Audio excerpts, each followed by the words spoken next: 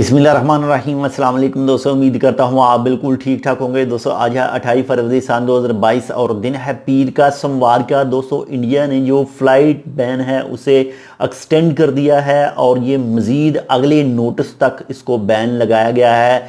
इससे पिछली दफ़ा जो बैन के बारे में वजाहत की गई थी सिविल एविएशन अथॉरिटी की तरफ से, जो बयान आया था तो उसके मुताबिक कहा गया था 28 फरवरी 2022 तक ये बैन रहेगा। लेकिन आज ही इसके हवाले से सिविल एविएशन अथॉरिटी की तरफ से कहा गया है कि ये बैन जो है नेक्स्ट नोटिस तक रहेगा। ये जो बैन है ये 2020 से चला आ रहा है और ये बैन उन फ़्लाइट के ऊपर है जो आम पैसेंजर कमर्शियल शेड्यूल्ड फ़्लाइट हैं, जो इंडिया के लिए जाती हैं और इंडिया से दूसरे ममालिक के लिए जाती हैं।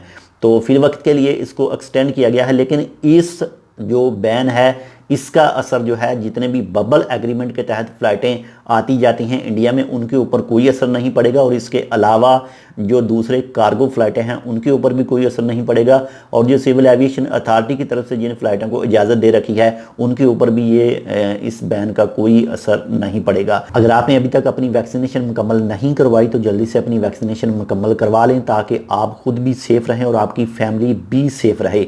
तो अक्सर जो आपको ये सुनने में ये चीज़ें आती होंगी कि वैक्सीन लगवाएंगे तो ये हो जाएगा, वैक्सीन लगवाएंगे तो ये हो जाएगा। कुछ भी नहीं होगा।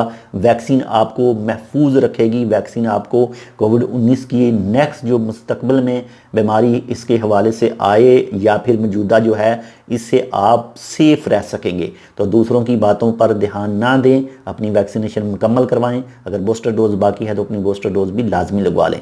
मिलते हैं इंशाल्लाह आपसे दूसरी अपडेट के साथ। तब तक के लिए अल्लाह हाफिज़।